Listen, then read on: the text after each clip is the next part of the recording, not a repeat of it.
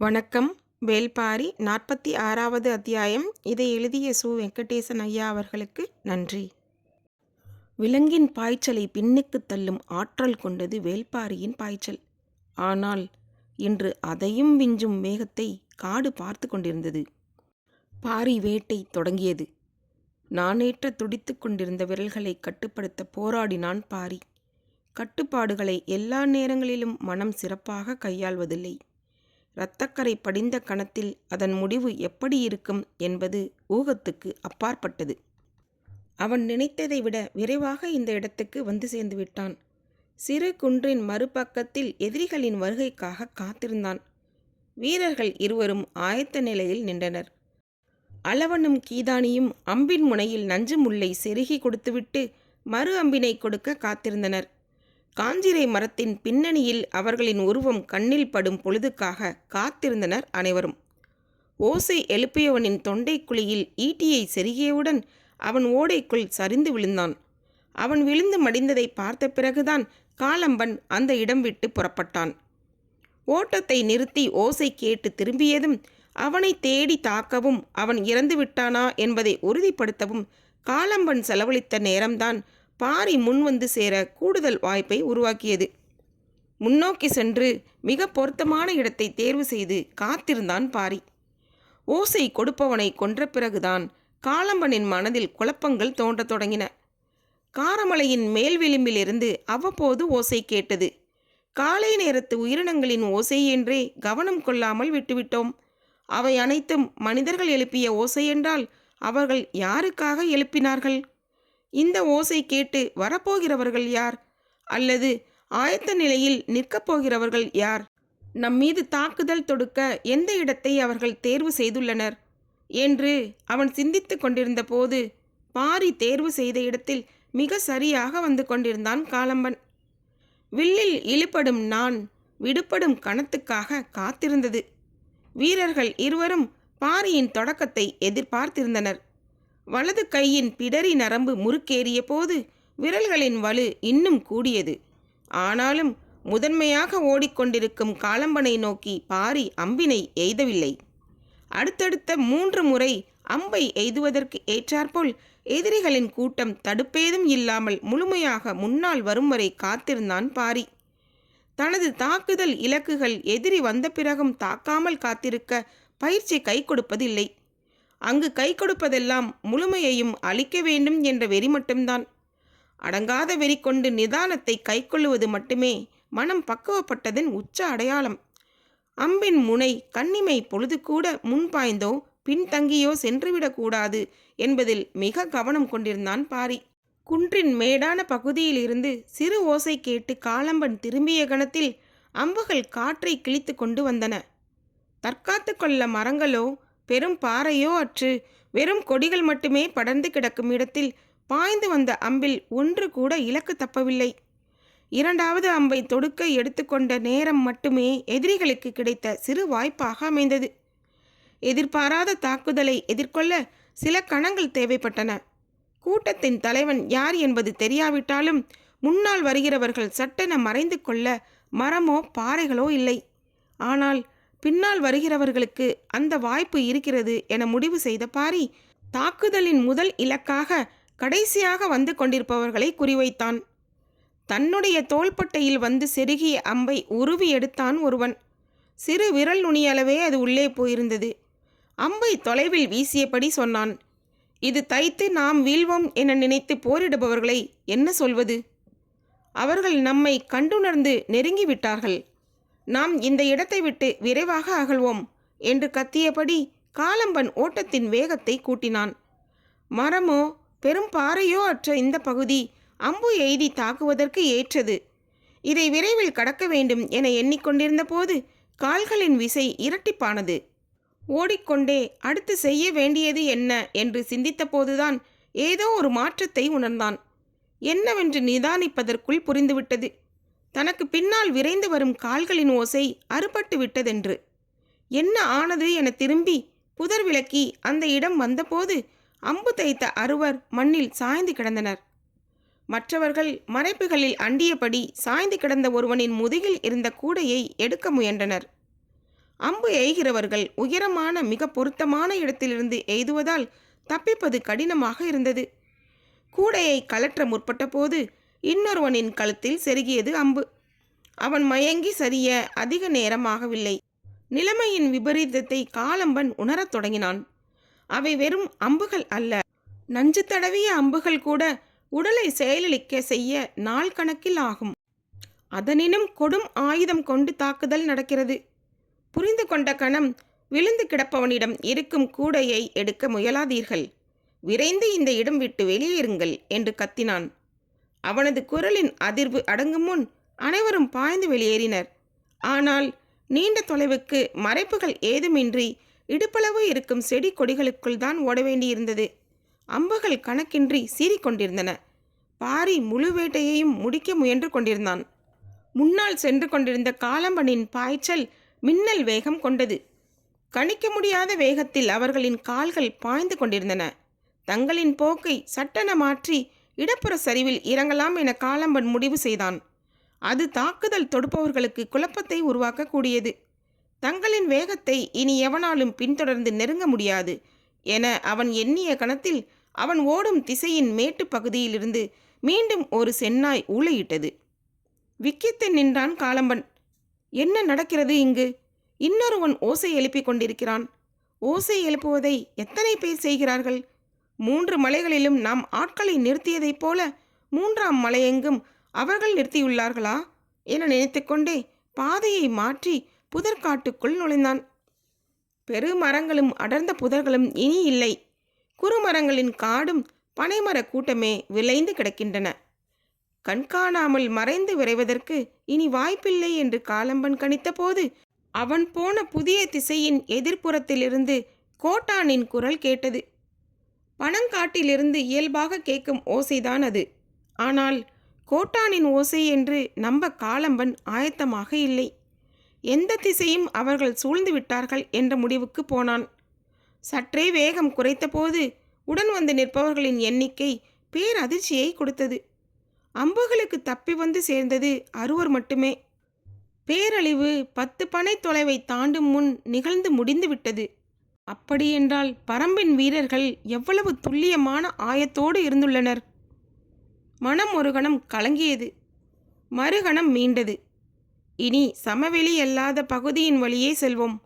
இந்த 6 போதும். அவர்களின் தோளிலே இருக்கும் 2 கூடை போதும். எண்ணிக்கொண்டே அதற்கு தகுந்த திசை வழியை தேர்வு செய்தான் காலம்பன். சற்றே பின்வாங்கி சிற்றோடையை கடந்து இடப்புற காட்டை ஊடர்த்து செல்ல முயன்றான். அவனது வருகைக்காக காத்திருந்தான் பாரி.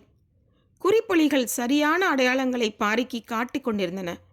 மிகவும் கவனமாகத்தான் சிற்றோடையில் காலம்பன் இறங்கினான். அதைவிட கவனமாக பாரி அவனை நோக்கி கொண்டிருந்தான். அடுத்தடுத்து அவர்கள் உள்ளே இறங்கினர். காத்திருந்த பாரியின் விரல்கள் நாணை விடுவித்த போது அம்புகள் சீறின. ஓசை கேட்டதும் எதிரிகள் சிற்றோடை எங்கும் கிடக்கும் பாறைகளின் மறைவில் பதுங்கினர். இருவரின் மீது அம்பு தைத்தது உறுதி என்று வீரர்கள் சொன்னார்கள். ஆனால் எல்லோரும் பாறையின் மறைவில் பதுங்கியதால் தாக்கப்பட்டவர்கள் எத்தனை பேர் என தெரியவில்லை. சற்றே விலகி அவர்களை எதிர்கொள்ளும் முகமாக கீழ்த்திசைக்கு போக முடிவெடுத்தான் பாரி. புதற்காட்டை கிழித்துக்கொண்டு ஓடை கரையோரம் ஓடின கால்கள்.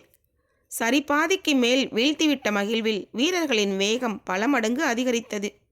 பாரியின் கணிப்பையும் நுட்பத்தையும் வீரத்தையும் ஆவேசத்தையும் அருகிருந்து பார்க்கும் இந்த கணம் மற்ற 4 இணையற்றதாக இருந்தது. சிற்றோடையின் கீழ்த்திசைக்கு வந்ததும் பொருத்தமான இடத்தில் நின்று பார்த்தான் பாரி. தாக்கப்பட்ட இடத்தில் சரிந்து கிடந்த 2 தவிர வேறு யாரும் இல்லை. அதற்குள் எங்கே போனார்கள் என அவன் தேடிய போது கூவல் குடியினரின் ஓசை ஓடையின் மேல்புறத்திலிருந்து கேட்டது. காலம்பன் தனது முடிவை மாற்றினான். தேவாங்கு விலங்கை எடுத்து செல்வதுதான் தனது நோக்கம். பரம்பின் மக்களை தாக்கி அழிப்பது தனது வேலை இல்லை என்று சொல்லி வந்த அவன் இப்போது வேறு சிந்தனைக்கு போனான். தங்களை நோக்கி தாக்குதல் தொடுப்பவர்களை அழிக்காமல் தங்களால் தேவவாங்கு விலங்கை கொண்டு செல்ல முடியாது என்பது தெரிந்துவிட்டது. எனவே எதிர்த்தாக்குதல் நடத்தும் உத்தியை வகுத்தான். கூடையை சுமந்திருக்கும் 2 மலையின் சரி ஒன்றில் பதுங்கி இருக்க செய்தான். மீதமுள்ள நால்வரும் தாக்குதலுக்கு ஆயத்தமாகினர். ஓடையின் மறுகரையில் உள்ள புதற்காட்டை கிழித்து தாக்குதல் தொடுப்பவர்களை தேடி அவர்கள் முன்னேறினர். பச்சைமலை தொடரில் ஏறத் தொடங்கி 10 நாட்கள் ஆகிவிட்டன. ஆனால் இந்த 10 நாட்களும் பதுங்கியே செயல்பட்டு கொண்டிருந்த அவர்கள் முதன்முறையாக தாக்குதல் தொடுக்கும் ஆவேசத்தோடு பீரிட்டு ஓடினர். காலம்பன் மரங்களை முறித்து கொண்டு முன்னகர்ந்தான். அவனது கண்ணில் படும் மனிதனை ஒற்றை கையால் ஒடித்தெறியும் வேகம் கொண்டான். சற்றும் எதிர்பாராமல் கூடையோடு மலைச்சரிவில் பதுங்கி இருப்பவர்களின் திசையிலிருந்து கூவலோசை கேட்டது. ஓடிக்கொண்டிருந்த காலம்பன் அதிர்ந்து நின்றான். சிற்றோடையில் இருக்கும்போது தங்களை தாக்கியவர்கள் இந்த மேட்டின் மீது நின்றுதான் அம்பு எய்தார்கள். அவர்களை தேடித்தான் அவன் போய்க் கொண்டிருந்தான். ஆனால் இப்போது தேவவாங்கு விலங்கோடு இருப்பவர்களை நோக்கி ஆபத்து வரப்போகிறது என தெரிந்ததும் மீண்டும் அவர்களை நோக்கி திரும்பினான். கூவல் குடியினரின் ஓசை கேட்டதும் சிற்றோடையின் கீழ்ப்புறம் இருந்த பாரி அதை நோக்கி ஓடத் தொடங்கினான். காலம்பன் ஓடையின் வலப்புற புதர்களின் வழியேயும் பாரி ஓடையின் இடப்புற புதர்களின் வழியேயும் ஓடிக்கொண்டிருக்கும் போது ஓசை வந்த திசையை நோக்கி மலைக்கு மேலே இருந்து இணை சொல்ல முடியாத வேகத்துடன் கீழிறங்கிக் கொண்டிருந்தான் நீலன். ஓடையை சுற்றியே மீண்டும் மீண்டும் கூவல் குடியின் குரல் கேட்கிறது. அங்கு என்னதான் நடக்கிறது என்பது புரியாது தத்தளித்தான் பழையன். மலையின் சரிபாதிக்கும் கீழ் தந்தரைக்கு மிக அருகில்தான் அந்த இடம் இருக்கிறது. நாம் வீரர்களோடு அந்த இடம் போவோமா என தோன்றியது. ஒருவேளை வேறு வழியில் அவர்கள் கீழிறங்கி தப்பிக்க முற்பட்டால் என்ன செய்வது என்று சிந்தித்து மேலேறி போகும் திட்டத்தை கைவிட்டான். அவர்கள் இறங்க வாய்ப்புள்ள பகுதியை கணித்தபடி ஆயத்த நிலையில் இருந்தான் வேட்டூர் பழையன். இதுவரை இல்லாத சினம் காலம்பண்ணின் மனதில் உருவேறியபடி இருந்தது. இந்த விலங்கை எடுத்துச் செல்லத்தான் எவ்வளவு இழப்புகளை சந்தித்து எவ்வளவு பெரிய முயற்சியை செய்துள்ளோம். அது வெற்றிகரமாக முடியப்போகும் இறுதி கட்டத்தில் முற்றிலும் எதிர்பாராத தாக்குதலை எதிர்கொள்ள வேண்டியதாகிவிட்டது. ஆனாலும் எந்த காரணம் கொண்டும் இந்த முயற்சியில் நாங்கள் தோற்க மாட்டோம். அதையும் மீறி நாங்கள் தோற்க நேர்ந்தால் எங்கள் அத்தனை பேரின் உயிரும் இந்த மலையில் மடிந்தாலும் எம்மில் ஒருவன் அந்த கூடையை சுமந்து பரம்பின் எல்லையை தாண்டி வெளியேறி போவதை தடுக்கும் வலிமை எவனுக்கும் இல்லை. காலம்பண்ணின் நாடி நரம்புகள் எல்லாம் கனன்று கொண்டிருந்தன. எதிர்ப்படும் பாறையை கையால் குத்தி நொறுக்கிவிடும் ஆவேசத்தோடு ஓடிக்கொண்டிருந்தான். சிற்றோடையின் இரு கரைகளிலும் பறவைகள் படபடத்து விலகிய போது இருவரும் உணர்ந்தனர் இணையாக ஓடிவரும் எதிரியை. தேவாங்கின் கூடை சுமந்து உட்கார்ந்திருப்பவர்களை நோக்கி பாரி விசை கொண்டு ஓடிய போது எதிரிகளின் ஈட்டி பாரியின் பின்னால் வந்து கொண்டிருந்த வீரன் ஒருவனை சாய்த்தது. ஓடையின் நாணல்களுக்கு இடையிலும் அம்புகள் இறங்கிக் கொண்டுதான் இருந்தன. காட்டின் தன்மையும் காட்டின் வேகமும் அறிந்து அம்பு ஏவதில் பரம்பின் வீரர்களுக்கு இணை சொல்ல முடியாது.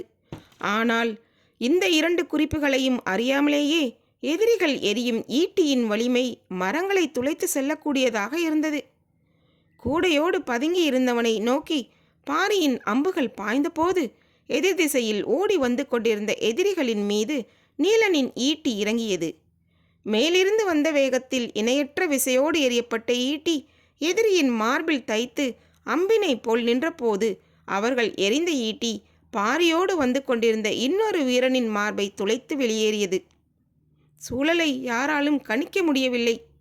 பின்னால் வந்தவர்கள் பதுங்கினார்களா, வீழ்ந்தார்களா, மறைந்தார்களா என காலம்பனால் கணிக்க முடியாததைப் போல பாரியாலும் கணிக்க முடியவில்லை. அளவனும் கீதானியும் ஓட்டத்துக்கு ஈடு கொடுக்க முடியாமல் தொலைவில் ஓடி வந்து கொண்டிருந்தார்கள். கூடையோடு பதுங்கிய இருவரின் மீதும் அம்புகள் பாய்ந்ததை காலம்பன் உறுதிப்படுத்திய போது தனக்கு பின்னால் வந்து கொண்டிருந்த 2 வீரர்களும் இல்லை என்பதை பாரி உணர்ந்து கொண்டான். காலம்பன் வெறியின் உச்சத்தில் இருந்தபோது அதனினும் மூர்க்கம் கொண்டிருந்தான் பாரி. அம்புகளற்று நின்றிருந்த பாரியை நோக்கி ஓடி வந்து கொண்டிருந்தனர் கீதானியும் அளவனும். மேலிருந்து ஈட்டியை பாய்ச்சிய வேகத்தில் நிலை தடுமாறி உருண்டு கொண்டிருந்தான் நீலன். உருளும் திசை பார்த்து பாரியும் காலம்பனும் கவனம் சிதறவில்லை. இருவரும் ஒருவரை ஒருவர் முதன்முறையாக நேர்கொண்டு பார்த்தனர். தன்னை நோக்கி ஓடி வந்து கொண்டிருக்கும் கீதானியின் பக்கம் திரும்பாமலே அவன் வரும் வேகத்தை கணித்து அம்பை வாங்க கையை நீட்டினான் பாரி. தனது முழு வேகத்தோடு வந்து கொண்டிருந்த கீதானி அம்பை பாரியிடம் நீட்ட முனைந்தபோது அவனது முதுகை துளைத்து வெளியேறி கொண்டிருந்தது காலம்பன் எறிந்த ஈட்டி. ஒரு கணம் அதிர்ந்து நின்றான் பாரி. அம்பை தர முடியாத ஏக்கத்தோடு கீதானி மண்ணில் சரிந்து கொண்டிருந்த போது பின்னால் வந்து கொண்டிருந்த அளவன் தடுமாறி பள்ளத்தில் உருண்டு கொண்டிருந்தான். களத்தில் மிஞ்சி நின்றது காலம்பனும் பாரியும் மட்டுமே. விழுந்த இடத்திலிருந்து தலை நிமிர்ந்த நீலன் பார்த்தபோது அங்கு நடப்பது எதுவும் புரியவில்லை. அவன் வீழ்ந்த பள்ளத்திலிருந்து மேலேறும் முன் பாறைகளும் மரங்களும் ஒன்றுடன் ஒன்று மோதி நொறுங்குவதைப் போல் உணர்ந்தான். பாரி இங்கு எப்படி வந்தான்? யார் அந்த எதிரி? என்ன நடக்கிறது? எதுவும் புரிப்படவில்லை. பள்ளத்திலிருந்து வேரினை பிடித்து மேலேறி வந்த நீலனின் கண்களில் இருவரும் தென்படவில்லை. இங்கும் அங்குமாக அலைமோதி ஓடையோரத்து பாறையின் பின்புறம் நோக்கி ஓசை கேட்டு போனான். நேற்று மகிழாவோடு வந்தபோது மண் பிறண்டு பெரும் பள்ளமாக கிடக்கும் இந்த இடத்தில் காட்டெருமைகள் மோதிய கதையை நீலன் சொன்னான். இப்போது அந்த இடத்தில் காட்டெருமையினும் வலுக்கொண்டு இருவர் மோதிக்கொண்டிருந்தனர். காலம்பனின் தோள்கள் பாறையை சிதைக்க வல்லது. பாரியின் தோள்களோ பாறை கொண்டும் சிதைக்க முடியாதது. இரண்டும் ஒன்றுடன் ஒன்று நேர்கொண்டு மோதி சரிந்தன. காட்டெருமைகளின் ஆற்றல் கொம்புகளில் இல்லை. அவற்றிலும் வலிமையான முன்னெற்றியின் குமிழ்தான். அதே குமிழ்கள் பிடரியோடு சேர்ந்த முன்மார்பில் இறுகியிருந்தது. மோதும் வேகமும் ஓசையும் காடு அதிர செய்தன. காலம்பன் தனது எதிரியின் உடலை இரு கூறாக்க முற்பட்ட போது எதிரியும் அதற்குதான் முயல்கிறான் என்பதை உணர்ந்தான். சற்றே உடல் விலக்கி பின்விசை கொடுத்து முட்டி தூக்கினான் காலம்பன். பாரியின் கால்கள் எளிதில் மண்விட்டு அகலவில்லை. நிலத்தில் வேர் ஊன்றுவதைப் போல ஊன்றி நிற்கும் பாரியை அவ்வளவு எளிதில் காலம்பனால் அசைத்து எடுத்துவிட முடியவில்லை. காலம்பனின் தோள்கள் மிகவும் விரிந்தவை. உறுதியிலும் உயரத்திலும் ஒப்பிட முடியாதவை. பாரியை அப்படி சொல்லிவிட முடியாது. ஆனால் தோற்றத்தின் அளவுகள் தீர்மானித்து விடுவதில்லை என்பதை பாரியை சரிக்க முடியாத கணத்தில் காலம்பனும் உணர்ந்தான். இருவர் சமநிலையில் மற்போர் புரியும் போது இணைதலும் விலக்குதலும் மரபன்று. நீலன் திகைத்து நின்றான். முன்காலால் மண்ணை தொடர்ந்து வாரி எடுத்து பெரும் பள்ளத்தை உருவாக்கி வைத்திருந்தன காட்டெருமைகள். கொம்புகள் முட்டி தூக்கி வீசியதால் சிதறிய மண்கட்டிகள் எங்கும் கிடந்தன. ஆனால் அதனினும் பெரும் பள்ளமும் மண் சிதறலும் நிகழ்ந்து கொண்டிருந்தன. மூர்க்கம் கொண்டு மோதுவதற்கு உருவேறி இருக்கும் வெறியே அடிப்படையாகிறது. இவ்வளவு பெரும் வீரர்களோடு காட்டை கிழித்து உள்நுழைந்து தேவாங்கை கைப்பற்றி வெளியேறப் போகும் கடைசி பொழுதில் மறித்து அழிக்கும் இவனின் உயிர் எடுக்காமல் விடேன் என்று மண் பிளப்பதைப் போல அடித்து நகர்த்தினான் காலம்பன். பரம்பின் குல அடையாளத்தை கைப்பற்றி 3 மலை கடந்து உயிர்ப்பல சிதைத்து காரமலையின் கரை தொட நினைக்கும் இவனின் எலும்பு கொண்டு இந்த இடம் அகழ்ந்து கீதானியை அடக்கம் செய்ய குழியமைப்பேன் என்று மனதுக்குள் முழங்கினான் வேள்பாரி. காட்டெருமைகளின் குணங்கள் மாற்ற முடியாதவை. ஒன்றுடன் ஒன்று மோதி எதிரியின் மரணம் பார்த்துதான் களம் விட்டு அகலும். அது எத்தனை பகல் எத்தனை இரவானாலும் பின்வாங்காது. பாத குழம்பிலிருந்து உச்சி கொம்பு வரை அடங்கா சினம் தேங்கி நிற்கும். அந்த சினமே கிளிப்படும் மேல் தோளினை தனது கொம்பு கொண்டு கூடுதலாக கிழித்து தனக்குத்தானே வெறியேற்றிக் கொள்ள செய்யும். இருவரும் அதனையே செய்தனர். சோர்வும் தளர்வும் நெருங்காத வண்ணம் உள்ளுக்குள்ளிருந்து ஆத்திரத்தை ஊதி பெருக்கிக் கொண்டனர். எதிரியை சாய்க்கக்கூடிய வேலை நீடிப்பதை ஒருவராலும் பொறுத்து கொள்ள முடியவில்லை. 2 முறை காலம்பனின் அடித்தொடையின் பின்னரம்பு பாரிக்கு வசப்பட்டது. அதில் சுளித்து அடித்தால் சரிவான் அவன். ஆனால் மற்போரில் அதை செய்யக்கூடாது என மனதை திசை மாற்றினான் பாரி. காலம்பனின் இடுப்பில் கட்டியிருந்த ஆடையின் தடித்த சரடுக்குள் கழுத்தினில் இறக்கக்கூடிய குத்துக்கோல் இருந்தது. சட்டென அதை எடுத்து எதிரியின் தோளிலே இறக்கும் வாய்ப்பு வந்த கணம் காலம்பன் தன்னையே அவமானமாக கருதினான். எனது வீரத்தை எனது கையால் சிதைக்கும் செயலை விட நான் மரணத்தையே தழுவுவேன் என்று உறுதி கொண்டான். அவனது எண்ணம் அந்த உறுதி ஏற்கும் கணம் பாரியின் எதிர்பாராத தாக்குதலில் தூக்கி அடிக்கப்பட்டான். மண் சிதைந்து எங்கும் தூசி படர்ந்து கொண்டிருந்த போது சரிவிலிருந்து இறங்கி வந்து சேர்ந்தான் தேக்கன். பாரியின் மீது எண்ணிலடங்காத கற்கள் சரிந்து விழுவதைப் போல இருந்தது அதன் பிறகான காலம்பனின் தாக்குதல். கண்ணின் ஓரத்தில் தேக்கன் வந்தது பாரிக்கு தெரிந்தது.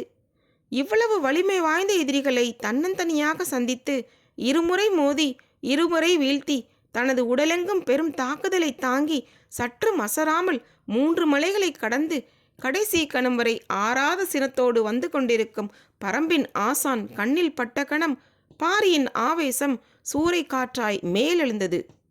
கண்ணிமைக்கும் நேரத்தில் நெருப்பை ஊடறுத்து செல்லும் விட்டிலை போல காலம்பனை பிளந்து நுழையும் வேகத்தோடு முன்தலையால் குத்தி நகர்த்தினான் பாரி. இதுவரையிலான தாக்குதலை விட 2 மடங்கு வேகத்தோடு தான் தூக்கி வீசப்படுவதை காலம்பன் உணர்ந்தான். தனியொரு வீரன் தன்னை முட்டி சாய்க்கும் வீரத்தோடு இருப்பதை முதன்முறையாக உணர்ந்த காலம்பன் அதே முன்தலை முட்டின் வழியே விலா எலும்பை நொறுக்கி அவனது வீரத்துக்கு கைமாறு வழங்க வேண்டும் என்ற வெறி கொண்டபடி மண்ணில் விழுந்த வேகத்தில் புரண்டு எழுந்தான். விழுந்து புரண்டதில் அவன் இடுப்பில் முடிச்சிடப்பட்ட ஆடை கிளிப்பட்டதால் சரட்டுக்குள் குத்துக்கோள் இருப்பது சூரிய ஒளியில் பளிச்சிட்டது.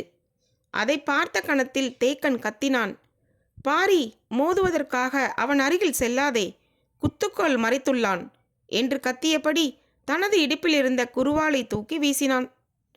வெறிகொண்ட பாரியின் கண்கள் காலம்பனையே பார்த்து கொண்டிருந்தன. குருவால் எங்கு விழுந்தது என தெரியாது. விழுந்த கணம் வெகுண்டெழுந்த காலம்பன் பாரியின் மீது பாயப்போகும் கணத்தில் பின்னால் இருந்து கத்திய கிழவனின் குரல் மனதை இடியென தாக்கியது. எழும் புழுதிக்கு நடுவே உறைய வைக்கும் சொல்லாக அது இருந்தது.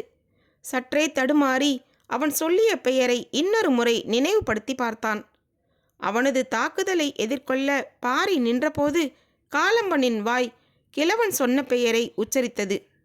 பாரி. நான் பாரி எனும் மனிதனுடனா இவ்வளவு நேரமும் மோதிக்கொண்டிருந்தேன்? மனம் நம்ப மறுத்தது. எதிரியை பாரியாக எண்ணத் தொடங்கிய கணத்திலிருந்து அவனது ஆவேசம் உதிரத் தொடங்கியது. அடிவேர் அறுப்பட்ட மரம் போல் உணர்ந்தான் காலம்பன். தாக்குதலுக்காக பறவையின் சிறகு போல விரிந்த அவனது கைகள் அவனை அறியாமலேயே ஒன்றிணைந்து கொண்டிருந்தன. அவனது செயல்கள் எவையும் அவன் கட்டுப்பாட்டுக்குள் இல்லை. பாரியை பற்றி சிறுவயது முதல் கேள்விப்பட்ட கதைகள் காலம்பனின் செயலை தம்வயம் எடுத்துக்கொண்டன. பெருக்கெடுத்த குருதியின் ஆவேசத்தை குலக்கதைகள் கீழிறக்கின. அவனது கைகள் குவிய தொடங்கும் போது கால்கள் மண்ணை நோக்கி சரிந்து கொண்டிருந்தன. பரம்பின் குரல் ஒலிக்கும்.